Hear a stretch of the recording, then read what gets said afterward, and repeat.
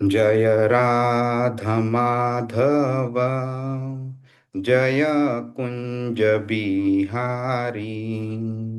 जय राधा माधव, जय कुंज बिहारी।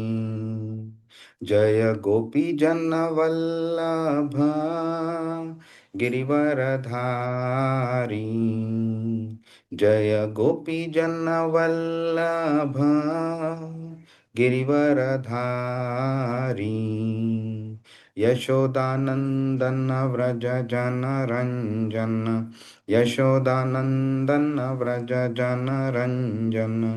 यमुना तीर वनचारी, यमुना तीर वनचारी। जय राधा माधव, जय कुंज बिहारी। हरे कृष्ण कृष्ण कृष्ण हरे हरे, हरे राम राम राम हरे हरे। हरे कृष्ण कृष्ण कृष्ण हरे हरे, हरे राम राम राम हरे हरे। जय राधा श्याम सुंदर, राधा श्याम सुंदर राधे। जय कृष्ण बलराम, कृष्ण बलराम, कृष्ण बलराम। जय कृष्ण बलराम, जय गौरानिताय, गौरानिताय, गौरानिताय। जय गौरानिताय, जय जय प्रभुपाद, प्रभुपाद, प्रभुपाद। जय श्रील प्रभुपाद। हरिनाम संकीर्तन की जय, श्रीमद् भगवद गीता की जय, श्रील प्रभुपाद की जय। ओम अज्ञानतिमिरान्धस्य ज्ञानाञ्जनशलाकया चक्षुरुन्मीलितं येन तस्मै श्रीगुरवे नमः। श्रीचैतन्यमनोभीष्टं स्थापितं येन भूतले स्वयं रूपकदा मह्यं ददाति स्वपदान्तिकं। वन्देऽहं श्रीगुरो श्रीयुतपदकमलं, श्रीगुरुन् वैष्णवांश श्रीरूपं साग्रजातं सहगण रघुनाथान्वितां तं सजीवं साद्वैतं सावधूतं परिजनसहितं कृष्णचैतन्यदेवं श्रीराधाकृष्णपादान् सहगण ललिता श्रीविशाखान्वितांश्च। हे कृष्ण करुणा सिंधु दीनबंधु जगतपते गोपेश गोपिका कांत राधा कांत नमोस्तुते। तप्त कांचन गौरांगी राधे वृंदावनेश्वरी वृषभानुसुते देवी प्रणमामि हरिप्रिये। वाञ्छाकल्पतरुभ्यश्च कृपा सिंधुभ्य एव च पतितानां पावनेभ्यो वैष्णवेभ्यो नमो नमः।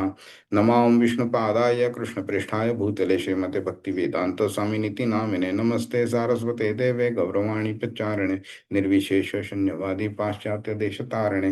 जय श्री कृष्ण चैतन्य प्रभु नित्यानंद, श्री अद्वैत गदाधर श्रीवासादि गौर भक्त वृंद। हरे कृष्णा कृष्ण कृष्ण हरे हरे, हरे राम राम राम हरे हरे। हरे कृष्णा, सगळ्यांचं स्वागत आहे। आपण जनरली दर आठवड्याचा रिकॅप करतो मी. त्याच्या आधी मला एक सहज असं तुम्हाला सर्वांना प्रश्न विचारायचा आहे की आपण जवळजवळ सगळेजण आपण रेग्युलरली ह्या क्लासला जॉईन करताना, तर क्लासला जॉईन करण्याआधी आपण काय करता हे तुम्ही सांगू शकाल का? कोण हरे सांगेल? कृष्णा प्रभूजी. हरे कृष्णा.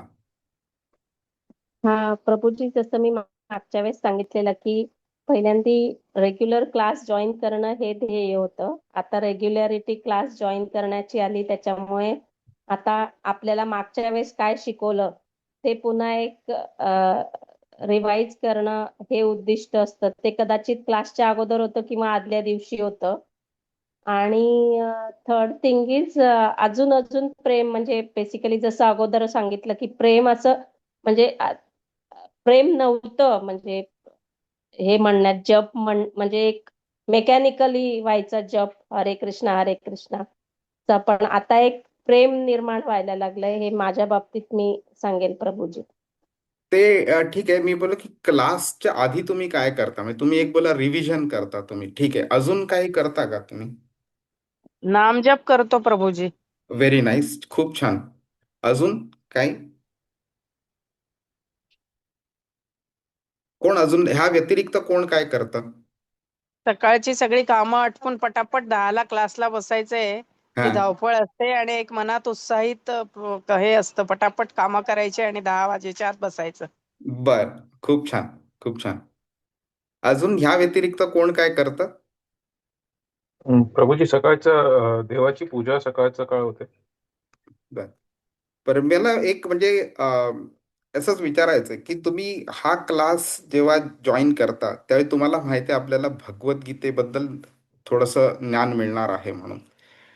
पण तुम्ही कोणीही म्हणजे अगदी क्लास सुरू होण्याआधी कधी तुम्ही मनापासून कृष्णाला नमस्कार केलाय कधी? की बाबा कृष्णा, आज मला तुझ्याबद्दल अजून थोडं ज्ञान मिळण्याची शक्यता आहे, तुझी कृपा असू देत, म्हणजे हे ज्ञान मला प्रॉपरली मिळेल, मला समजेल, आणि मी ते त्याप्रमाणे जे इन्स्ट्रक्शन्स आहेत त्या मी अप्लाय करीन माझ्या जीवनात. कोणी करतंय हे किंवा केलंय किंवा त्यांना पटतंय करावंसं? रिसेंटली प्रभूजी नमस्कार करायला मी आणि आईने सुरू केलेला आहे.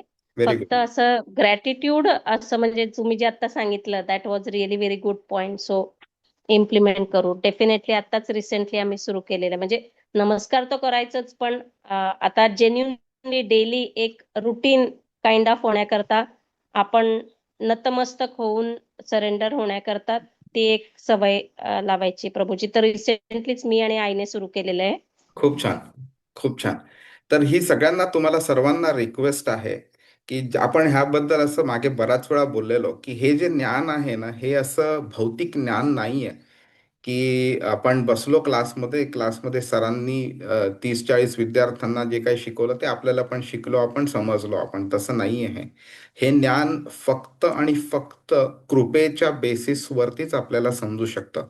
आणि तुम्हाला समजेल आता जेव्हा आपण 8वा अध्याय संपून 9व्या अध्यायात जाऊ ना, त्यावेळी कृष्णाने ह्या नॉलेजला, एस्पेशली भक्तियोगाच्या नॉलेजला, राजगुह्यम असा शब्द वापरलेला आहे. म्हणजे अतिशय गुह्य, अतिशय कॉन्फिडेन्शियल असं हे नॉलेज आहे. तर एक साधारण प्रश्न निर्माण होऊ शकतो की ह्या भगवद्गीतेच्या करोडो करोडो प्रती लोकांपर्यंत गेलेल्या आहेत, इतके यूट्यूबवरती इतके लेक्चर्स आहेत वगैरे, तर ह्याच्यात कॉन्फिडेन्शियल असं काय उरलंय? ओके. पण हे कॉन्फिडेन्शियल त्याचमुळे आहे की जोपर्यंत कृष्णाची कृपा होत नाही तोपर्यंत हे ज्ञान आपल्याला समजतच नाही आपल्याला. त्यामुळे तुमच्या डोळ्यासमोर एखादं चायनीज लँग्वेज तर जाऊन देच, इंग्लिशमध्ये, मराठीमध्ये सुद्धा लिहिलेला कागद जरी सापडला तरी पण तो तुम्हाला समजेल असा अर्थ नाही. आपण कधी कधी मेडिकल रिपोर्ट्स वाचतो, संपूर्ण सगळं लिहिलेलं असतं पण आपल्याला त्यातलं काही समजत नाही आपल्याला. का तर त्या रिलेटेड आपल्याला काही बेसिसच अवेलेबल नाही आहे. तसंच आहे की जर का कृष्णाची जोपर्यंत कृपा होत नाही आपल्यावरती तोपर्यंत ह्या नॉलेजमधला एक शब्द सुद्धा आपल्याला समजणार नाही. आणि ती कृपा प्राप्त करण्याकरता त्याला नमस्कार करून, मनोभावे नमस्कार करून त्याच्याकडे प्रार्थना करायची की बाबा तुझ्याबद्दलचं ज्ञान मला समजून दे आणि तुझी कृपा असू दे माझ्यावरती, माझी तुझ्याबद्दलची भक्ती वाढू दे. तरच ह्या गोष्टी आपल्याला समजतात. नाहीतर हे म्हणजे काय असं आहे की कितीही ज्ञान ओतायचा प्रयत्न केला ना बोलणाऱ्यांनी, तोपर्यंत जोपर्यंत कृष्णाची कृपा नाही ना तोपर्यंत ती घागर जी आहे ती सरळ होणारच नाही. ती ती उलटीच्या उलटीच राहणार ती. 10व्या अध्यायाच्या आय थिंक 10व्या श्लोकामध्ये कृष्ण बोलतो, ददामी बुद्धी योगम तम. ही जी बुद्धी आहे, हे जे ज्ञान जे आहे ना, हे समजण्याचं पूर्ण कॅपॅबिलिटी जी देणं आहे ही कृष्ण देतो आपल्याला. त्यामुळे तुम्हाला सर्वांना रिक्वेस्ट करतो, क्लासला बसण्याआधी, नुसतं क्लासलाच नाही तर कोणतीही ऍक्टिव्हिटी करायला, स्पेशली कृष्णा रिलेटेड, त्या कोणत्याही ऍक्टिव्हिटी करण्याआधी कृष्णाला मनापासून नमस्कार करा आणि मग ती ऍक्टिव्हिटी चालू करा. हरे कृष्ण. कोणाला आठवते आपण 8व्या अध्यायात काय केलं होतं? मागच्या आठवड्यात कितवा श्लोक होता? 16वा श्लोक होता ना? प्रभूजी. हं. काय होतं त्या अ, श्लोकामध्ये?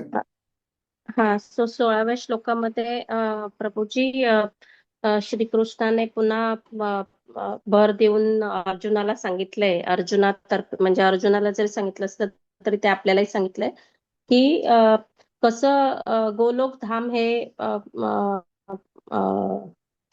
मुक्ती देणारं धाम आहे. का तर मुक्ती देणारं का पाताळ ते ब्रह्मलोक हे धाम का नाही आहेत? तर त्याच्यामध्ये तुम्ही जे पद्धतीने सांगितलं की या धामामध्ये तुम्ही जन्म घेतला तर one day you are going to come again and again, म्हणजे जन्म मृत्यूचं चक्र चालूच राहणार आहे ब्रह्मलोक ते पाताळ लोकापर्यंत, कारण ते मटेरियलिस्टिक जगातलं आहे आणि ते दुःखालय म्हणून कन्सिडर होतं. तर नॉट ओन्ली दिस, तुम्ही जे सांगितलं जे देवी देवतांची पूजा करतात किंवा जे पितरांची पूजा करतात तर त्यांना ते धाम प्राप्त होतं. तर त्याच्याकरता कृष्ण भगवानांनी सांगितलं की ह्या धामामध्ये ते डिस्ट्रक्ट होऊन, म्हणजे ते तिथे जन्म मृत्यू हे होणारच आहे, पण तुम्ही गोलोक धामामध्ये आले तर तुम्ही या सगळ्या गोष्टीपासून मुक्ती पावणार आहात आणि तुम्हाला कधी पुनर्जन्म घ्यावा नाही लागणार. त्यामुळे माझी अ, अ, भक्ती करा हे पुन्हा एम्फसाइज केलेलं आहे भगवानांनी. ठीक आहे, खूप छान, खूप छान. अजून कोणाला काही पॉइंट ऍड करायचं आहे?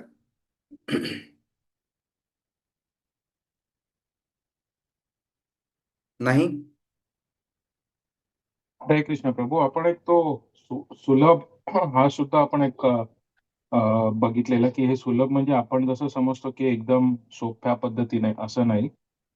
जसं म्हणजे त्यांनी एक कंपॅरिझन होतं की एक अष्टांग योग, ध्यान योग, हठयोग वगैरे त्यांच्या पद्धतीने, आणि ही पद्धत ही खूप तर ही पद्धत जी सोपी पद्धत आहे, म्हणजे या सोप्या या सुलभ शब्दाचा अर्थ पण आपण एक बघितलेला की असं कोणी गृहीत धरू नये की मला अजिबात दुःखच होणार नाही.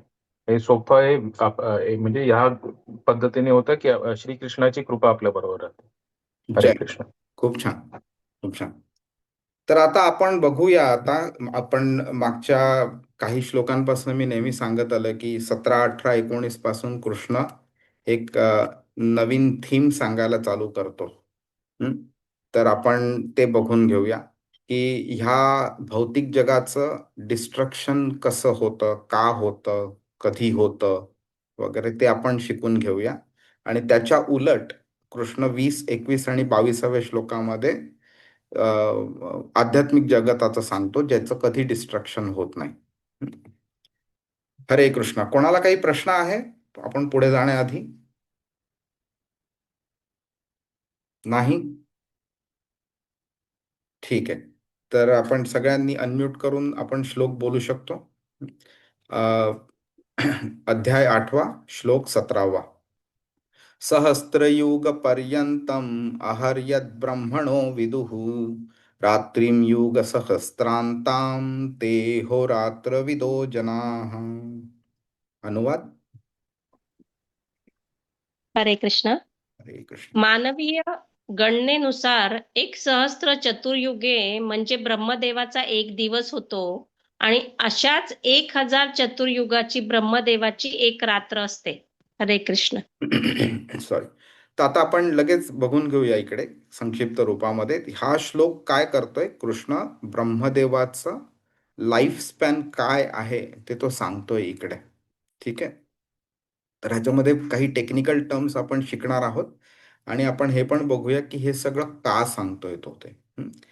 तर ह्याच्यामध्ये काय कृष्ण हायलाइट करतोय तर भौतिक जगाचा जे क्षणिक आहे स्वभाव ना, त्याच्यावरती कृष्ण आता एम्फसिस करतोय, प्रकाश टाकतोय. आता ह्याच्याबद्दल तो आधी पण बोललेला आहे, पण आपल्याला कसं होतं ना की क्वांटिफिकेशन केल्याशिवाय आपल्याला समजत नाही.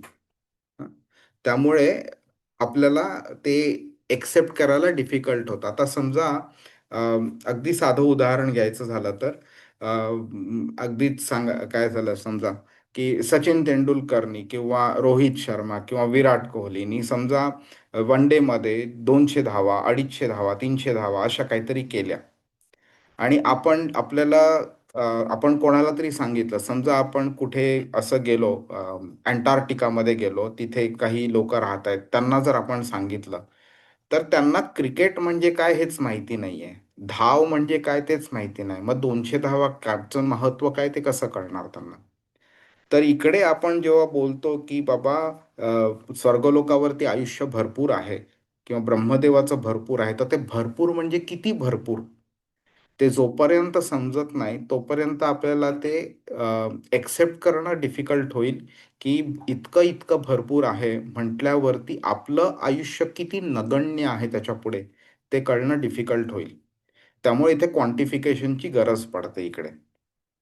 त्यामुळे कृष्ण इथे काय हायलाइट करतोय आपल्याला, की हे सगळं भौतिक जीवन जे आहे ते कितीही मोठं असलं, तर एका मुंगीला वाटतं की आपण केवढा वेळ जगतो.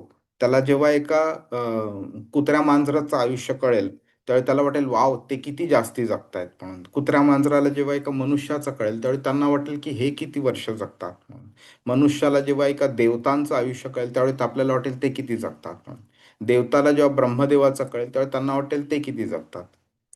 तरी सुद्धा कृष्ण इथे हायलाइट करतोय ते तुमच्या दृष्टीने भरपूर मोठं असलं तरी सुद्धा ते क्षणिक आहे. ते भौतिक जगताच्या दृष्टीने ते क्षणिक आहे. आणि हे तत्व जे आहे ते तो समजावतो इकडे आपल्याला.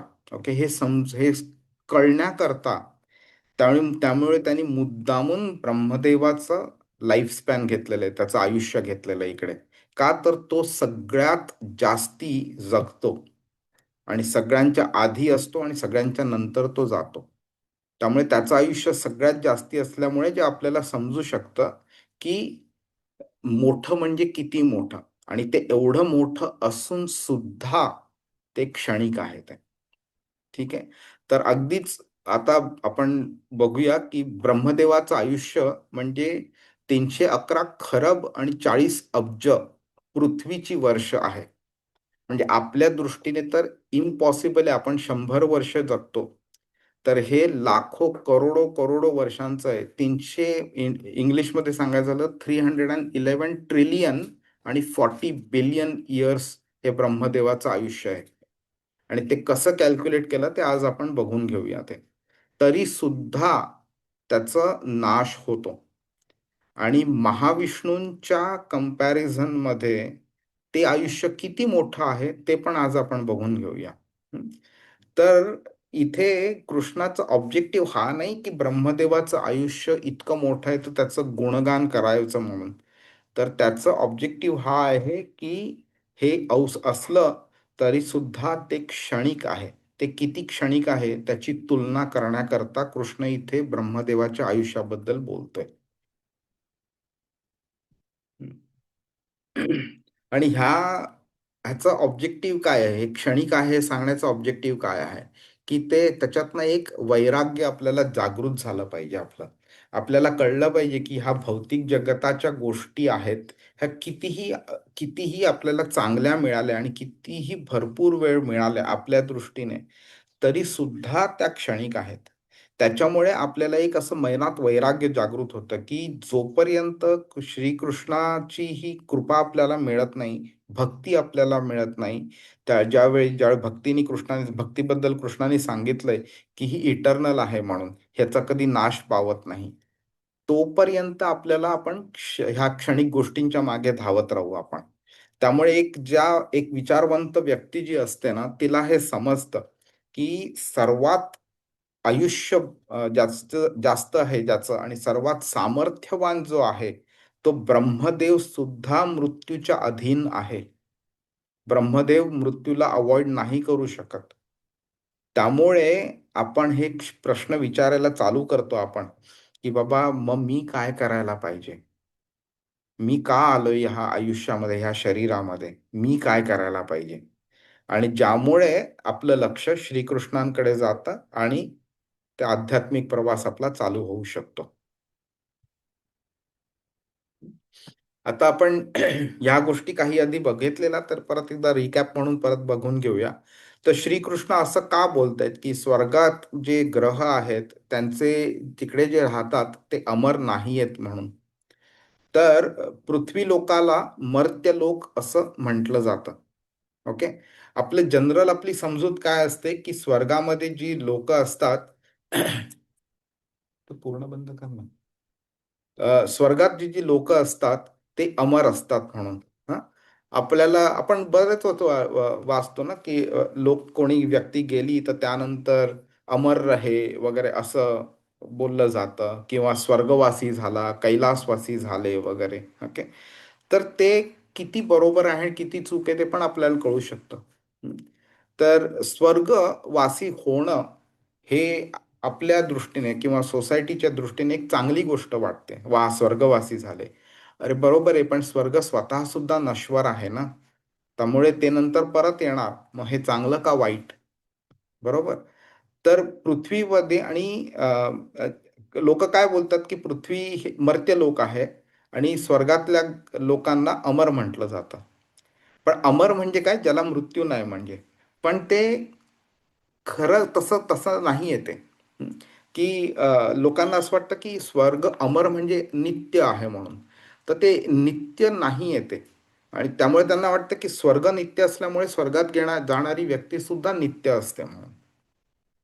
पण ह्या सगळ्या ज्या पॅरामीटर्स आहेत ना, मृत्यू, अनित्यता किंवा काय म्हणतात त्याला, की जेव्हा आवृत्ती, अनावृत्ती जे आपण आपण शिकणार आहोत 23व्या श्लोकापासून 27व्या श्लोकापर्यंत ह्याच अध्यायाच्या 8व्या अध्यायाच्या आवृत्ती आणि अनावृत्ती काय आहे ते. तर ही जे परतणं बोलतो ना, कृष्ण बोलतो ना, पुनरावर्ती नो अर्जुन, आवर्ती बोलतोय म्हणजे हे परत येण्याबद्दल बोलतोय ना. तर तर ही जी आवृत्ती जी आहे, परत परत येणं जे आहे, हे स्वर्गामध्ये सुद्धा ऍप्लिकेबल आहे हे. त्यामुळे हा एक गैरसमज आहे की स्वर्गातली व्यक्ती अमर आहे म्हणून. आणि भगवद्गीतामध्ये आपण तर बघतोच आहे, समोरच आहे, आपल्याला इकडे स्पष्ट केलेलं आहे. पण वैदिक बाकीच्या ग्रंथामध्ये सुद्धा, श्रीमद भागवतम मध्ये सुद्धा हे स्पष्ट केलं आहे की स्वर्ग हा सुद्धा एक भौतिक जगाचा एक भाग आहे म्हणून. त्यामुळे तो पण नाशवंत आहे आणि अंतिम गंतव्य स्थान नाही आहे तो.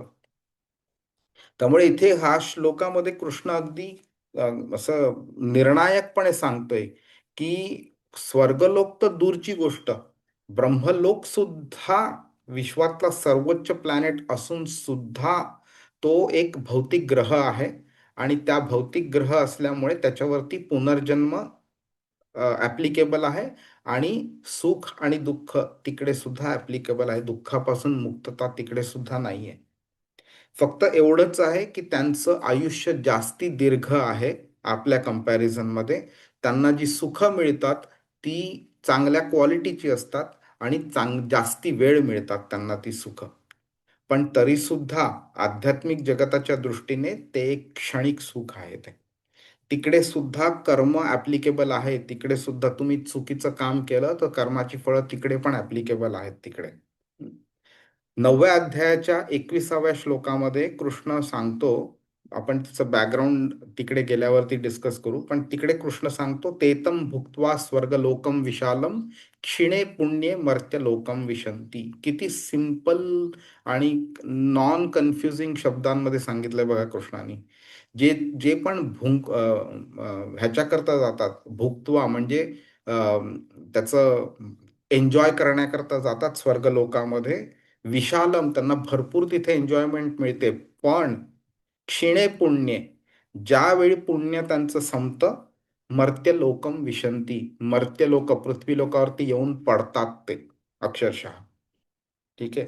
त्यामुळे काय होतंय की तुम्ही चांगलं पुण्यकर्म केलं तर त्या पुण्यकर्माचं बक्षीस म्हणून तुम्हाला स्वर्गात जायला मिळतं, किंवा काही लोकांना पृथ्वीवरती चांगलं आयुष्य मिळतं, जास्ती पैसा मिळेल किंवा काही वेगळ्या वेगळ्या प्रकारच्या सुखसोयी मिळतील. पण ती कायमस्वरूप स्थिती नाही आहे. ती ती आज आहे आणि जेवढं तुम्ही पुण्यकर्म केलेलं त्याच्या प्रपोर्शनमध्ये तुम्हाला फळं मिळतील. ती फळं तेवढ्या वेळ एन्जॉय करून झाली की तुमच्या हातातनं ती काढून घेतली जातात ती नंतर. हं. त्यामुळे श्रीमद भागवतम मध्ये पण सांगितलेलं आहे की स्वर्गातलं जे जीवन आहे हे बक्षिसाच्या आधारावरती आहे. आपण येतं ना, आपल्या घरी कोणीतरी येतं, एक काम वगैरे करतं आणि आपण त्याला बक्षीस देतो. समजा एखादी व्यक्ती आली, त्यांनी घराची चांगली साफसफाई केली आणि डागडुजी वगैरे केली, तर आपण त्याला 100, 200, 500 रुपये त्याला बक्षीस देऊ. तुम्ही त्याला 10 लाख, 15 करोड वगैरे अशी बक्षीस द्याल का तुम्ही? नाही देणार, कारण जेवढं काम केलंय तेवढ्या रिलेव्हंट बक्षीस देणार तुम्ही. तर स्वर्गातलं जीवन पण ह्याच प्रिन्सिपलच्या आधारावरती आहे. केवढं तुम्ही पुण्य केलंय तेवढं बक्षीस मिळेल. बक्षिसाचं युसेज संपला, जेवढं बक्षीस यूज करायचं होतं तेवढं झालं की त्यानंतर आपल्याला परत पाठवलं जाणार. त्यामुळे काय आहे की हे जे पुनर्जन्माचं चक्र आहे ते चालूच राहतं. संसारचे चक्र आहे ते चालू राहतं. आपल्याला काय वाटतं की आपलं आयुष्य 100 वर्ष आहे, स्वर्गामधली लोक भरपूर भरपूर वेळ जगतात, त्यामुळे लोकांना वाटतं की ते अमर आहेत म्हणून. पण ते अमर नाहीये, ते मर्यादित आहे आणि एका बेसिसवरती आधार आहे त्याचा, की पुण्यकर्म आणि त्याचा रिझल्टचा आधार येतो. त्याच्यामुळे आपण नंतर हे आपण वरती पण अप्लाय करू शकतो की ब्रह्मदेव हे विश्वाचे निर्माते आहेत, त्यांचं आयुष्य त्याच्यापेक्षाही मोठं आहे. त्यामुळे आपल्याला असं वाटू शकतं की हे जर स्वर्गातली लोक अमर आहेत तर ब्रह्मलोक सुद्धा नित्य आहे म्हणून. त्यामुळे आज आपण थेट जे टेक्निकल टर्म्स आहेत ह्याचा डिफरन्स पण समजून घेऊया, की मर्त्य म्हणजे काय, अमर म्हणजे काय, नित्य म्हणजे काय, ते आपण समजून घेऊया आपण आज. पण तसं ते नाहीये, ती नित्य निवासस्थानं नाहीयेत ती ब्रह्मलोक आणि स्वर्गलोक. आणि म्हणून मग कृष्ण ह्यांच्याबरोबर कंपॅरिझन करतोय आणि तिकडे तो मामुपेत्य बोललाय आधी. मामुपेत्य पुनर्जन्म न विद्यते. तुम्ही माझ्याकडे आलात तर पुनर्जन्माच्या चक्रातनं बाहेर पडू शकाल. तुम्ही जोपर्यंत तुम्ही या भौतिक जगात असाल, की जे ब्रह्मलोक असो किंवा स्वर्गलोक असो किंवा मृत्यूलोक असो किंवा पाताळ लोक असो, तुम्हाला पुनर्जन्माचं चक्र कंटिन्युअसली सहन करावंच लागेल. पण ज्यावेळी तुम्ही माझी भक्ती कराल आणि ती विकसित कराल, माझ्याकडे याल तुम्ही, त्यावेळी पुनर्जन्माचं हे चक्र बंद होऊन जाईल. आता आपण बोललो त्याप्रमाणे वेगळे वेगळे स्तर आहेत मृत्यूची, तर ते आपण बघून घेऊया. ओके. मर्त्यलोक आपण बघितले ना, मर्त्या हा कृष्णाने हा शब्द वापरलेला आहे. तर हे आपल्यासारखे प्राणी आहेत जे भौतिक जगात राहतात. ओके. म्हणजे साधारणपणे कलियुगात राहणारी व्यक्ती जर असली तर ती 100 वर्ष किंवा त्यापेक्षा कमी असं त्यांचं आयुष्य असतं. ओके. तर मर्त्या हा झालं. दुसरं आहे अमर. ओके. तर अमर ही लोक हे जनरली स्वर्गातल्या लोकांना त्यांना म्हटलं जातं तसं, की देवता असतात. ते जनरली एक मन्वंतरापर्यंत. मन्वंतर म्हणजे एका चतुर्युगामध्ये 71 मन्वंतर येतात. मग ते चतुर्युगाचं टोटल लाईफ स्पॅन किती आहे डिवायडेड बाय 71 म्हणजे 306.72 दशलक्ष पृथ्वीची वर्ष येतात. एवढं त्यांचं आयुष्य असतं. आता तुम्ही इमॅजिन करा, दशलक्ष म्हणजे जवळजवळ मे बी 30 करोड का माहीत नाही आता किती येतात ते आपण कॅल्क्युलेशन करू त्याचं. एवढं आयुष्य असतं त्यांचं. त्यामुळे आपल्याला वाटतं अरे तुमचा तर कधी मृत्यू होणंच शक्य नाही म्हणून तुम्ही अमर आहात म्हणून. पण ते अमर त्या संदर्भात नाहीये, ते फक्त दीर्घायुष्य दाखवतं. मृत्यूपासून सुटका नाहीये ती. नंतर चिरंजीव असतं. ओके. ते चिरंजीव म्हणजे काय आपण बघितलं ना, हनुमानांना चिरंजीव म्हटलं जातं वगैरे. तर ह्याच्यामध्ये असे लोक आहेत ज्यांचं आयुष्य ब्रह्मदेवाच्या संपूर्ण एक दिवस जो आहे ना, आत्ता आपण तेच वाचत होतो ना, ब्रह्मदेवाचं आयुष्य किती, तर 1 सहस्त्र चतुर्युग. हां, दॅट म्हणजे 8.64 बिलियन पृथ्वीची वर्ष. म्हणजे किती झाली, इंटू 1000 जर केलं तर तेवढे करोड होतील तेवढे ना, इंटू 100 केले तर म्हणजे 864 करोड वर्ष. आणि नित्य हा एक स्तर झाला. हे नित्य आहेत, ज्यांना हे कधीही मृत्यूच्या अधीन नाही आहेत. आणि ते म्हणजे आध्यात्मिक क्षेत्रात अस्तित्वात असलेली लोक आहेत. तर गंमत बघा, आपण चुकीच्या संकल्पना असल्यामुळे आपण अमर कोणाला म्हणतो, चिरंजीव कोणाला म्हणतो आणि नित्य कोणाला म्हणतो आपण. तर हे झालं टेक्निकल डिफरन्सेस झाले. तर आपल्याला काय वाटतं की अमर आणि चिरंजीव हे असामान्यपणे दीर्घायुषी आहेत ते. त्यामुळे आपल्याला वाटतं ते कधीच मरत नाही, पण ते तसं नाही आहे ते. नित्यत्व जे आहे ना हे भौतिक आधारावरती तुम्हाला ते प्राप्त नाही करता येत. म्हणजे तुम्हाला असं वाटलं की एखादी व्यक्ती केवढं केवढं त्यांनी पुण्य केलंय, आता तो नित्य होणार स्वर्गात गेल्यावरती, तर ते तसं नाही आहे ते. तुम्ही भौतिक कोणतीही गोष्ट केली हां, तर तुम्हाला त्याचा रिझल्ट भौतिकच मिळणार आहे. आणि भौतिक रिझल्ट मिळाल्यावरती त्याचा जो रिझल्ट तुम्हाला उपभोगायची जेव्हा वेळ येते, त्यावेळी तो रिझल्ट उपभोगणं तुम्हाला या भौतिक आयुष्यातच शक्य आहे, या भौतिक लोकामध्येच शक्य आहे. आणि ते मिळण्याकरता तुम्हाला भौतिक शरीर घ्यावंच लागणार तुम्हाला. आणि भौतिक शरीर घ्यायचं म्हणजे भौतिक जगात राहून तुम्हाला हे शरीर घेऊन त्याचा उपभोग करायचा झाला, तर तुम्ही आध्यात्मिक क्षेत्रामध्ये पदार्पण करूच शकणार नाहीत. म्हणजेच काय, तर हो. कोणतीही भौतिक गोष्ट तुम्ही केली तर त्याचा रिझल्ट भौतिक असणार आणि भौतिक शरीराची गरज लागणारच त्याचा एन्जॉयमेंट करण्याकरता. त्यामुळे भौतिक गोष्टींपासून नित्यत्व हे कधीही आपल्याला मिळू शकणार नाहीये. हं. आता आपण ब्रह्मदेवाचं आयुष्य किती आहे हे कॅल्क्युलेट करूया. हं. आपण आत्ता बघून घेतलं ना, 311 ट्रिलियन आणि 40 बिलियन हे वर्ष आहे, ते आले कसे ते आपण बघूया. आणि त्यांचं आयुष्य आपण महाविष्णूंच्या बरोबर कम्पेअर करू आपण. म्हणजे तुम्हाला कळेल की कृष्ण जे सांगत होता ते क्षणिक म्हणजे काय आहे खरं क्षणिक ते. हं. तर पहिलं आपण आधी समजून घेऊया हे 4 युग काय आहेत ते. हं. तर जेव्हा म्हणजे काळ एक्सप्लेन करायचा असतो ना, त्यावेळी श्रीमद भागवतममध्ये 3ऱ्या स्कंधामध्ये टाइम काळ जो आहे ना, त्याला अतिशय लोएस्ट लेवलवरती डिव्हिजन केलेलं आहे. हं. मी तुम्हाला ती लिंक पाठवतो, तुम्ही ती वाचा ती. तर आपण जेव्हा बोलतो ना की 1 सेकंद म्हणजे, तर आपल्या दृष्टीने काय आहे की 1 सेकंद हा लोएस्ट युनिट ऑफ टाइम झाला. त्याला फर्दर डिवाइड केले नॅनो सेकंड्स आणि हेनते वगैरे.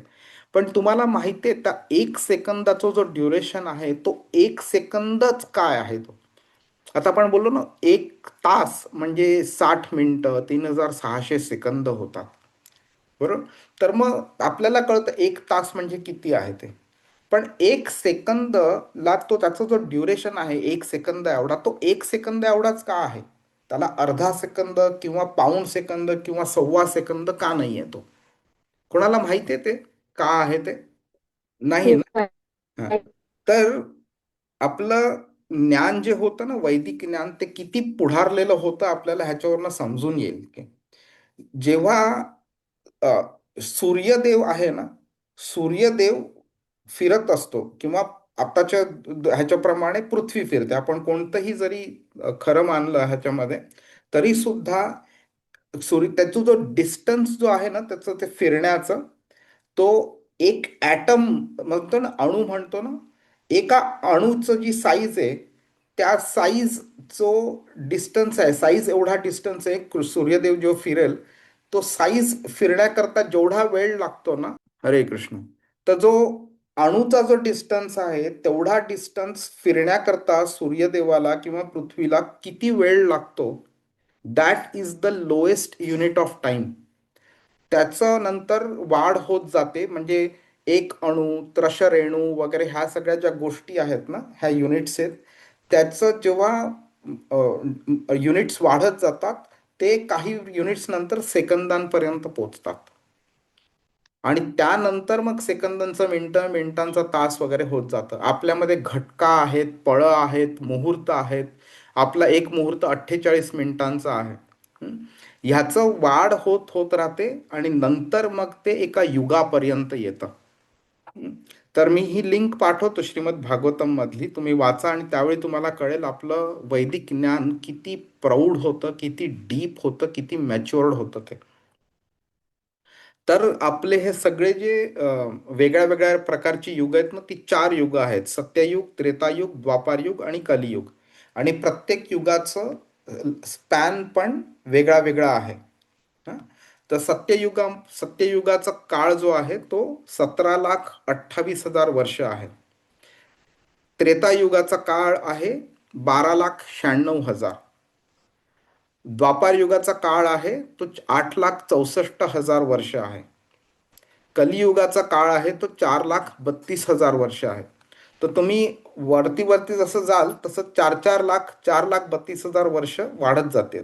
4,32,000चं 8,64,000चा 12,96,000चं 17,28,000 असं झालेलं आहे. तर टुगेदर ह्या तुम्ही सगळ्यांचं सम केलं तर त्यांना 43,32,000 वर्ष असं होतं. आणि आणि मग ह्या सगळ्याला एक चतुर्युग असं म्हटलं जातं. आत्ता सध्या आपण 5,000 वर्ष अप्रॉक्सिमेटली कलियुगाची संपलेली आहेत आणि कलियुगाची अजून 4,27,000 अप्रॉक्सिमेटली वर्ष बाकी आहेत. मग जेव्हा कलियुग संपतं त्यावेळी परत नवीन सत्ययुग चालू होतं. मग परत सत्य, त्रेता, द्वापार, कली येतं. मग परत सत्य, त्रेता, द्वापार येतं. हे झालं एक चतुर्युग. अशी कृष्ण काय बोललाय की अशी 1,000 चतुर्युग होतात. म्हणजे 43,20,000 वर्षांना 1,000ने मल्टिप्लाय केलं तर तिकडे 4.32 असे बिलियन अब्ज वर्ष होतात. तो ब्रह्माचा फक्त एक दिवस झाला. तेवढाच त्याचा एक रात्र आहे. म्हणजेच काय की संपूर्ण त्याचे जे 24 तास आहेत दिवस प्लस रात्र हे 8.64 बिलियन अब्ज वर्ष हे त्याचं फक्त 24 तास झाले. मग आता ते आपण मनवंतराबद्दल बोललेलो ना, तर प्रत्येक दिवस आहे ह्याच्यामध्ये 14 मनवंतर येतात. त्याच्यामध्ये 1,000ला तुम्ही 14ने डिवाइड केलं तर 71 चतुर्युग येतात. ओके. आणि त्याच्यामध्ये एक संक्रमण पण होत असतं, त्याच्याबद्दल आपण थोडं नंतर बोलू. आपण एक आंशिक विनाश होतो त्याच्यामध्ये. आणि आत्ता आपण सध्या 7व्या मनवंतराच्या 28व्या युगचक्रात आहोत आपण. तर कोणाला काही स्ट्राईक होतंय 28वां युग म्हटलंय तर त्याचा रेलेव्हन्स काय आहे कोणाला आठवेल? हो, योगी 28 वेवरीट. एक्झॅक्टली. कोणाशी रिलेटेड आहे ते? आपल्या विठ्ठलाशी. बरोबर. तर आरती करताना तुम्ही ऐकलं असेल ना, योगे 28 विटेवरी उभा.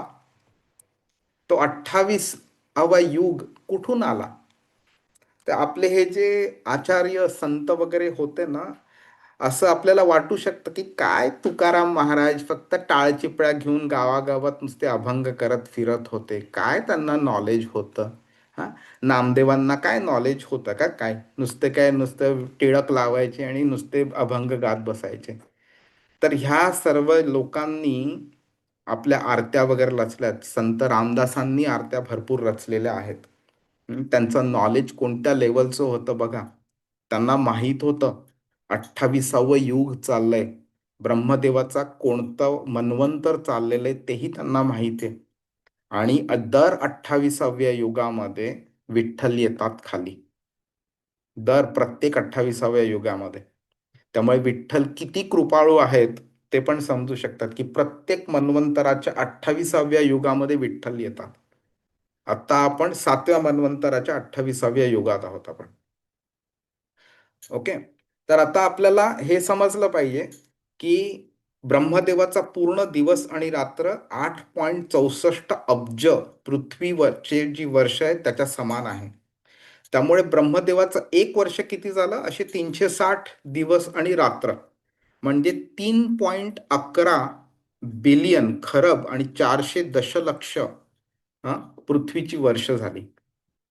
आणि त्यालाच जेव्हा ब्रह्मदेव 100 वर्ष जगतात ना, त्याला आपण मग 311 खरब आणि 40 बिलियन 40 अब्ज वर्ष हे त्यांचं आयुष्य आहे ब्रह्मदेवाचं.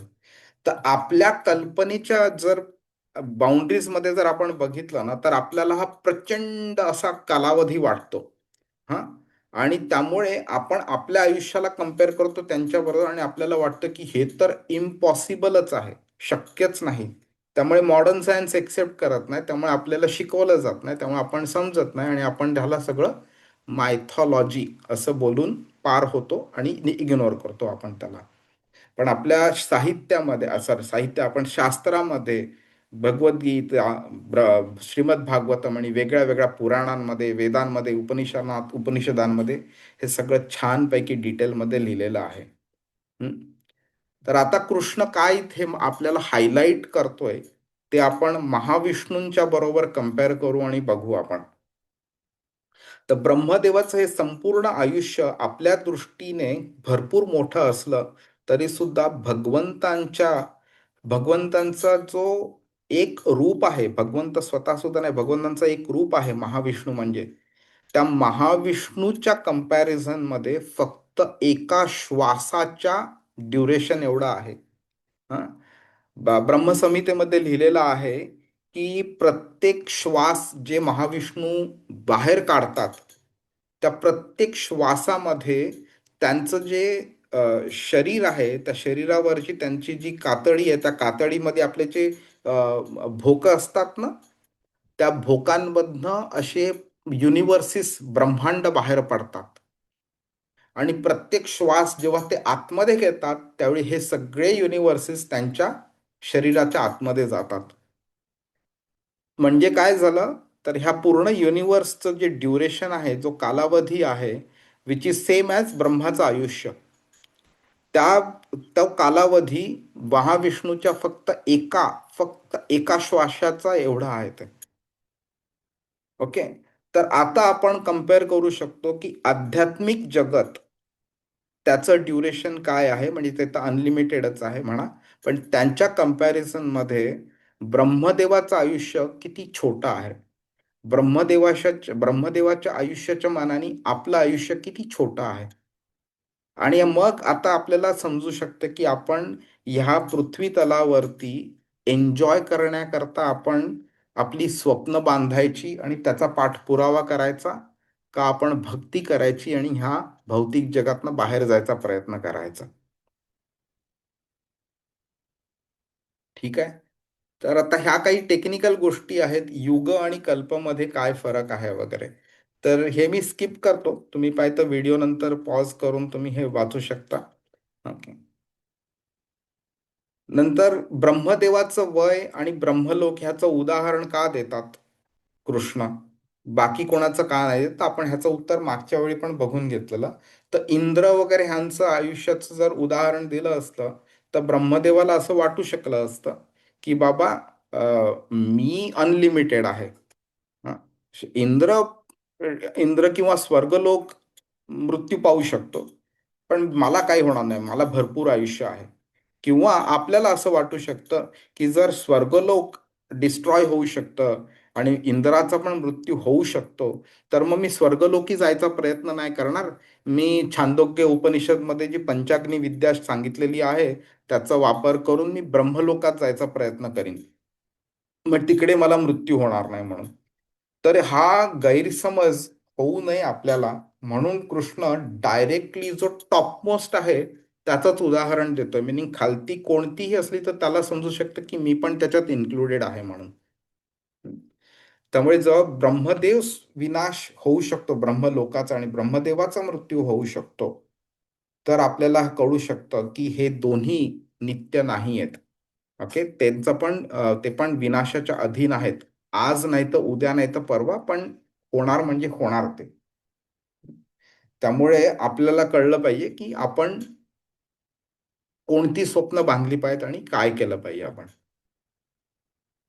त्यामुळे आपण जेव्हा हे क्षणिक स्वभाव आपल्याला समजून येतो ब्रह्मदेवाच्या आयुष्याचा, तर एका बुद्धिमान व्यक्तीने कसा प्रतिसाद द्यावा हे पण आपण समजू शकतो. आपण किती ते जे आपण चांगला बंगला बांधणं, त्याच्याकरता संपूर्ण आयुष्य खर्च करणं, म्हणजे काय म्हणतात की करोडो करोडो रुपये एकत्र करून बंगले बांधणं, मोठ्या मोठ्या गाड्या विकत घेणं आणि त्यातनं एन्जॉयमेंट मिळवायचा प्रयत्न करणं वगैरे, हे आपण आयुष्यभर नोकरी करत राहणं आणि त्यातनं पैसा कमवून त्यातनं आनंद मिळवण्याचा प्रयत्न करणं, हे जो प्रकार आपण करतो तर तो किती चुकीचा आहे ते आपल्याला समजू शकतं, की आपल्याला जो हे मनुष्याचं शरीर मिळालेलं आहे, हे आयुष्य मिळालेलं आहे, त्याचा खरा वापर ह्या शरीरातनं आनंद मिळवण्याचा करायचा आपण, का आपण भगवानांची भक्ती करायची आणि ह्या शरीरातनं लवकर बाहेर कसं पडता येईल,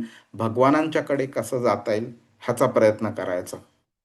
त्यामुळे ही जी महत्वाकांक्षा ज्या आपल्या आहेत ना, भौतिक भोग मिळवण्याची आणि भोगण्याची, हं, ती कितीही आपल्याला मिळाली तरी ती पूर्ण होणार नाहीये.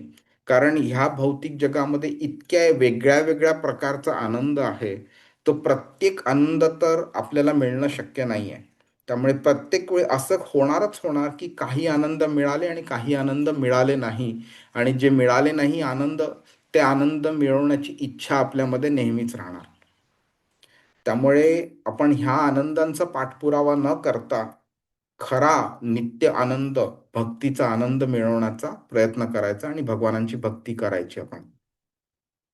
आणि हे करताना आपण वेगळ्या वेगळ्या प्रकारे करू शकतो. हरे कृष्ण महामंत्रचा जप करू शकतो, भक्तांचा सहवास घेऊ शकतो, भक्तांची सेवा करू शकतो, भगवद्गीता किंवा श्रीमद भागवत पुराण त्यांचं श्रवण करू शकतो, ते शिकू शकतो आपण, त्यांना ते इतरांना शिकवू शकतो आपण. हं. आणि वेगळ्या वेगळ्या प्रकारे आपण कृष्णाच्या भक्ती सेवेमध्ये रममाण व्हायचा प्रयत्न करायचा. मग आता आपण एक शेवटी असाच विचार येऊ शकतो मनामध्ये, की ब्रह्मदेवाच्या जीवनाच्या शेवटी काय होतं म्हणून. तर ब्रह्मदेव आपल्या दृष्टीने एक भौतिक जीव जरी असला, तरी सुद्धा तो विश्वामधले एवढे वेगळ्या वेगळ्या गोष्टी आहेत, ते सगळं तो करत असतो. आणि पण त्यांची जी भूमिका आहे ना, ती अद्वितीय आहे. म्हणजे ज्ञानाच्या दृष्टीने पण ते अद्वितीय आहेत आणि सेवेच्या दृष्टीने सुद्धा अद्वितीय आहेत. विश्वव्याप जो आहे त्यांचा संपूर्ण संपूर्ण प्रकृती, कर्म, जीव वगैरे ह्यांचा जे मॅनेजमेंट करणं, ॲडमिनिस्ट्रेशन करणं आहे, ते करत असतात. त्यामुळे ते भगवान कृष्णाच्या, विष्णूच्या सेवेमध्ये डायरेक्टली गुंतलेले आहेत ते. त्यामुळे आणि ही सेवा जी आहे, हे त्यांची कोणती वैयक्तिक अशी महत्वाकांक्षा नव्हती. तर भगवंतांची इच्छा होती, त्या इच्छेची पूर्ती करण्याकरता त्यांनी ही सेवा हातात घेतलेली आहे. त्यामुळे ही सेवा करताना ते इतके चांगले भक्त असतात ते, आणि त्यामुळे भक्ती केली जाते त्यांच्याकडनं. त्यामुळे त्यांना ह्यांचा भौतिक परिणाम मध्ये ते अडकले जात नाहीत. त्यामुळे आयुष्याच्या शेवटी त्यांना मुक्ती प्राप्त होते. ठीक आहे. हरे कृष्ण. तर अजून बऱ्याच डीपमध्ये जाऊ शकतो, पण ह्या स्टेजला एवढं इनफ आहे. आणि आपण जेव्हा भागवतम शिकायला जाऊ ना, शिकू, त्यावेळी आपण अजून थोडं डीपमध्ये जाऊ आपण. हरे कृष्ण. कोणाला काही प्रश्न आहे? हो प्रभू, हा हाच प्रभूजी, प्रश्न. बोला सुहास प्रभूजी. थँक्यू माता. प्रभू, हाच होता की आता तुम्ही सांगितलं ब्रह्मदेव हे भक्त आहेत, याचा अर्थ ते वैकुंठात जातात का जेव्हा त्यांचं आयुष्य संपतं? आता त्यांनी कोणत्या रूपाची भक्ती केली आहे त्याच्यावरती अवलंबून असतं. पण गंमत कशी आहे, की असं नाही आहे की वैकुंठात जाणं म्हणजे काही प्रॉब्लेम आहे वगैरे, असं नाही आहे तिकडे. जी कृष्णाचे डायरेक्ट सेवेमध्ये असतात ते कृष्णाकडे जातात. जे विष्णूची सेवा करतात ते वैकुंठात जातात. आणि ह्याच्यामध्ये काहीही असा मोठा प्रॉब्लेम असा नाही आहे. म्हणजे त्याला असं डिफरन्शिएट करण्याची तशी आवश्यकता पण नाही आहे. पण टेक्निकल डिफरन्स आहे ह्याच्यामध्ये, ते जाणून घेणं आवश्यक आहे फक्त.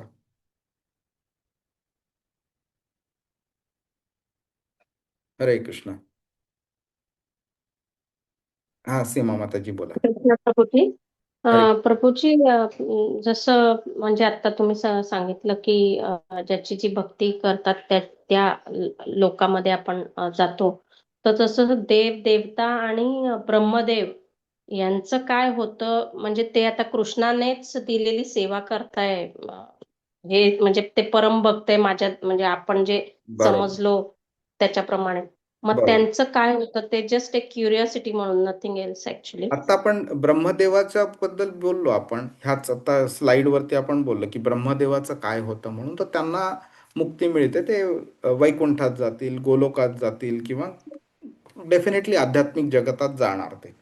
आणि हे जे वेगळे वेगळे देवता आहेत त्या देवतांना पण ही कृष्णांनी एक सेवा दिलेली आहे. ती सेवा ते करत राहतात त्याप्रमाणे.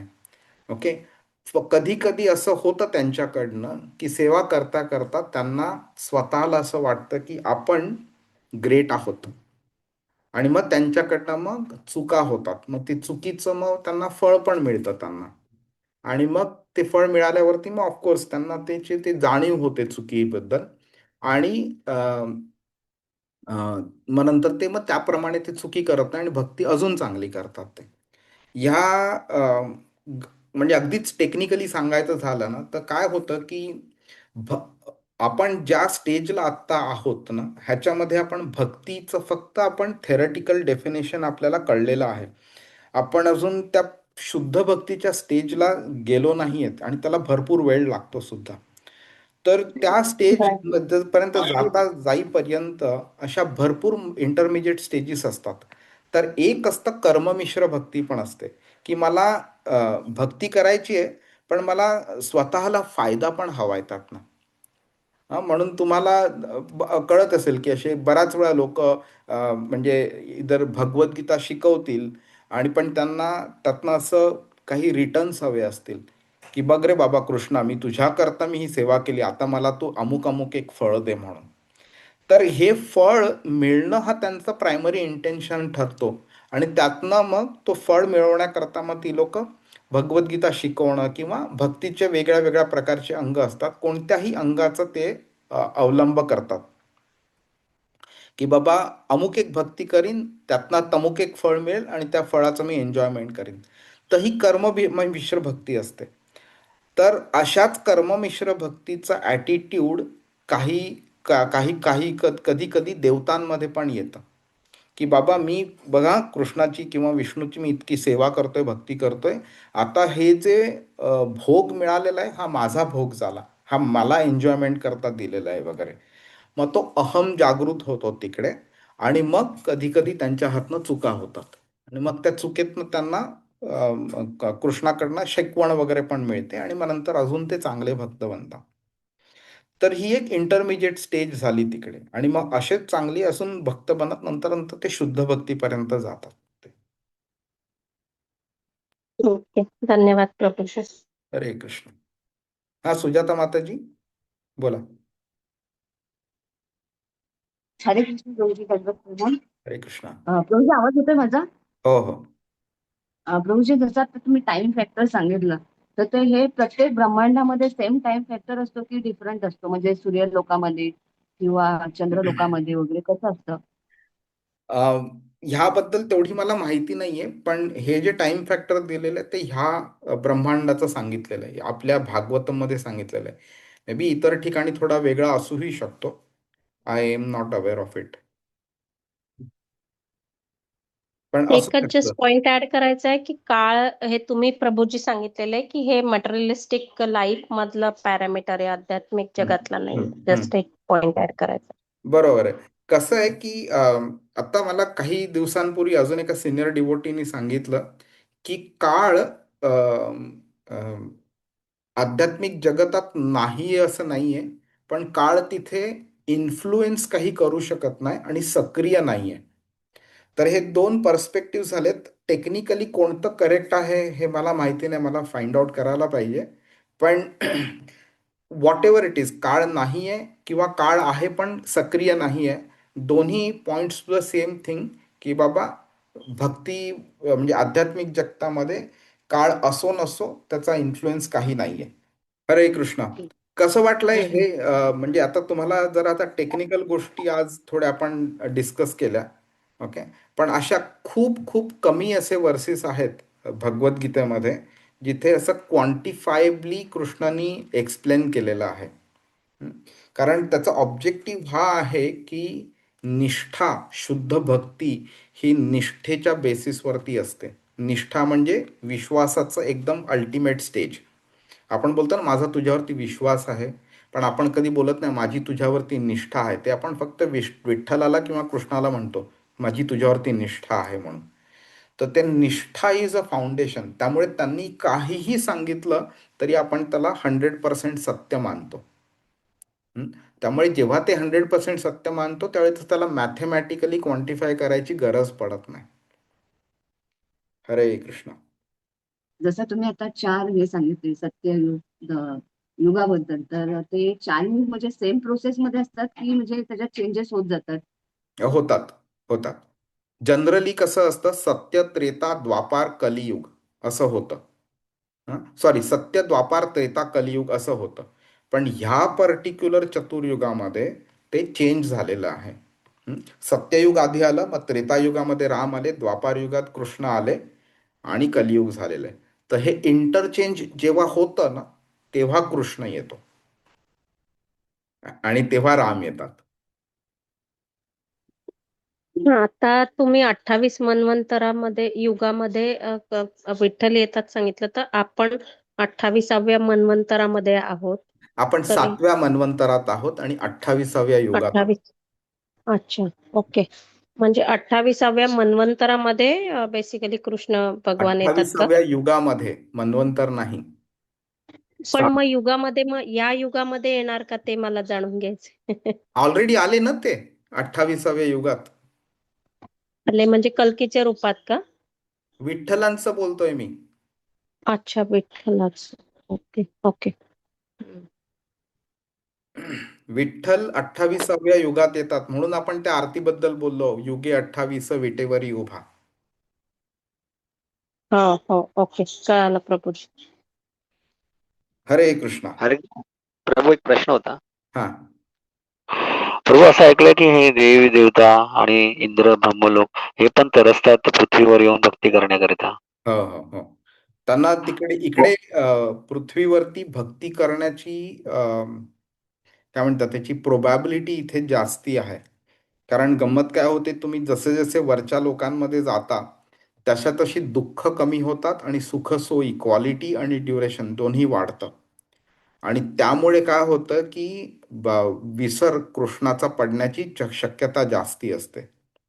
त्यामुळे एकदा व्यासदेव त्यांच्या शिष्यांबरोबर होते आणि मॉर्निंग जे बाथ घेतात ना नदीमध्ये जाऊन, तर ते गंगेमध्ये असे आंघोळ करत होते.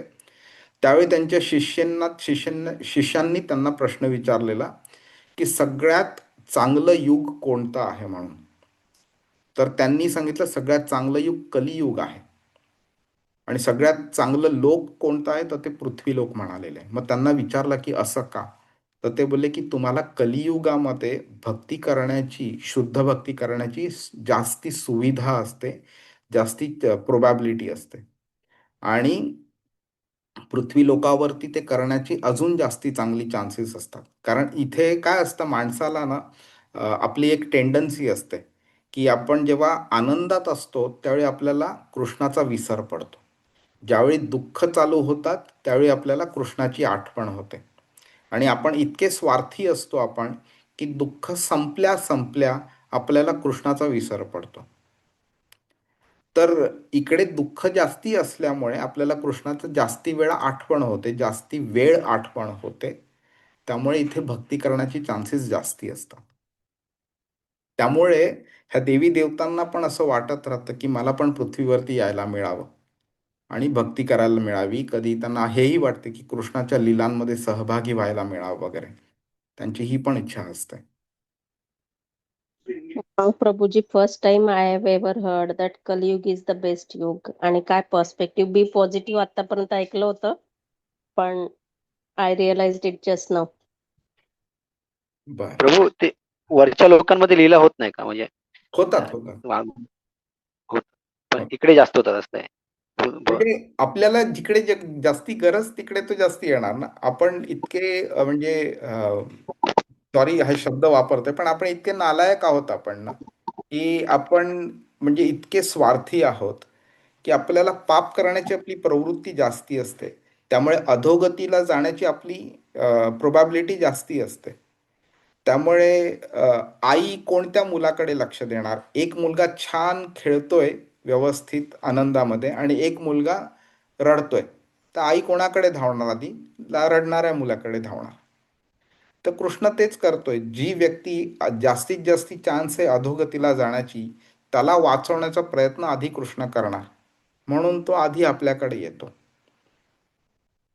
असं आहे ते. जास्ती येतो आपल्याकडे. त्याच्या खालती पण लोक आहेत ना, हो. फक्त पृथ्वीलाच का टार्गेट केलंय असं माझं कारण कन्फ्युजन हे होतं की त्याच्या खालती पण आहे आणि कारण वरती पण आहेत. बरोबर, कारण पृथ्वीवरती लोकांची पाप करण्याची प्रवृत्ती जास्ती आहे. तर त्या प्रवृत्तीचा गैरवापर होऊ नये, पाप होऊ नये म्हणून तो इथे जास्ती येतो. आणि जे लोकांनी पाप ऑलरेडी केलेला आहे आणि ज्यांनी म्हणजे नास्तिक बनून कृष्णाला रिजेक्ट करून त्यांनी पाप केलेलं आहे, त्यांना ते अशा स्टेजला पोचलेले आहेत की जे जे ज्या स्टेजपासून कृष्णाला त्यांना वरती आणायचं आहे, त्या स्टेजपासून आणण्याकरता punishment is the only solution. त्यामुळे इकडे तो जास्ती येतो. आता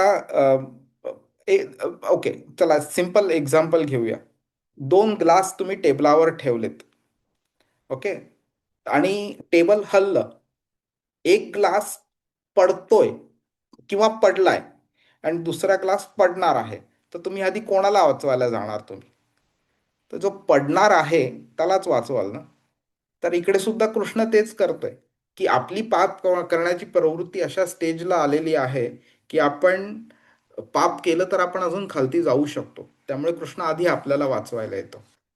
ज्यांनी पाप केलेली आहेत आणि अशा स्टेजला पोहोचलेले की त्यांना त्यांच्या पापाची फळं मिळालीच पाहिजेत, तिकडे तो मग कृष्ण त्या लीला कमी करत असणार. आता मला एक्झॅक्टली हे माहिती नाही की पृथ्वीवरती जास्ती होतात का तिकडे जास्ती होतात, पण दिस इज व्हॉट भागवतम मध्ये पृथ्वीवरच्या लीला जास्ती सांगितलेल्या आहेत. तर नाही म्हणजे की तो थोडक्यात पाताळात जात नाही. तुम्हाला माहिती असेल ना, बळी महाराज जे आहेत ते पाताळाच्या वरती रूल करतायत, ते किंग आहेत पाताळाचे. तर बळी महाराजांच्या किंगडमचं रक्षण कोण करतंय माहितीये? श्रीकृष्ण भगवान वामनदेव. वामनदेव वामन देवा ते करतायत आता. तुम्ही इमॅजिन करा, भक्ताच्या किंगडमचं रक्षण भगवान करतोय आणि तिथेच स्थित आहेत ते. ती एक लीला पण झालेली, तुम्हाला म्हणजे माहिती नसेल बहुतेक. राम अवतरण्यापूर्वी रावण एकदा बळी महाराजांकडे गेलेला आणि ती पूर्ण लीला बरी मोठी आहे, मी अगदी संक्षिप्त रूपात सांगतो. तर रावण त्याच्या नेहमीच्या अशा उद्धट स्वभावानी तो वामनदेवाला बोलला की मला बळी महाराजांना भेटायचं. तर वामनदेव बोलले तुम्हाला जाता नाही येणार आतमध्ये. तर रावणाला वाटलं की अरे हा कोण बुटक्या मला थांबवणारा, करून रावण त्याला बोलला हट बाजूला, नाही तर मारीन मी तुला. तर वामनदेवानी त्याला फक्त स्वतःच्या अंगठ्याने उचललं आणि आपटला आणि मग शेवटी त्याला कळलं की ते कोण आहे ते. मग तो माफी मागितली त्याने आणि मग तो बळी महाराजांना भेटला. तर ही अशा लीला पण तिकडे होतात ज्यांचं वर्णन भागवतमध्ये लिहिलेलं आहे. तर सांगायचं असं आहे की ते शेवटी ना, म्हणजे श्रीमद भागवतमच्या पहिल्या स्कंधाच्या पहिल्या श्लोकाच्या पहिल्या अध्यायाच्या पहिल्या श्लोकात लिहिलंय, स्वराट म्हटलेलं आहे भगवानांना. स्वराट म्हणजे इंडिपेंडंट, म्हणजे त्यांनी कुठे लीला करावी, कधी करावी, कशी करावी, किती करावी वगैरे ह्याचं संपूर्ण डिसिजन ते स्वतः त्यांना हवा तसा घेतात. त्यामुळे आपण त्यांना असं बाइंड करू शकत नाही की बिकॉज ऑफ XYZ रिझन तुम्ही पृथ्वीवरती जास्ती लीला करणार किंवा करा किंवा केल्या पाहिजेत किंवा नेहमी तुम्ही करता, असं नाही आहे ते. For whatever reason, if he realizes नाही की आता जर पाताळात करायचेत किंवा पृथ्वीवरती करायचे किंवा स्वर्गात करायचेत किंवा ह्या ब्रह्मांडात किंवा त्या ब्रह्मांडात, ते त्याप्रमाणे ते करत राहतात ते.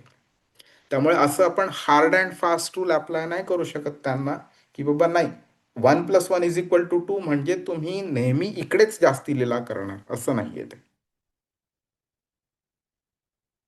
हरे कृष्णा. तर भेटूया आपण पुढच्या आठवड्यामध्ये. हरे कृष्णा. हरे कृष्ण दंडवत राम. धन्यवाद. Hare Krishna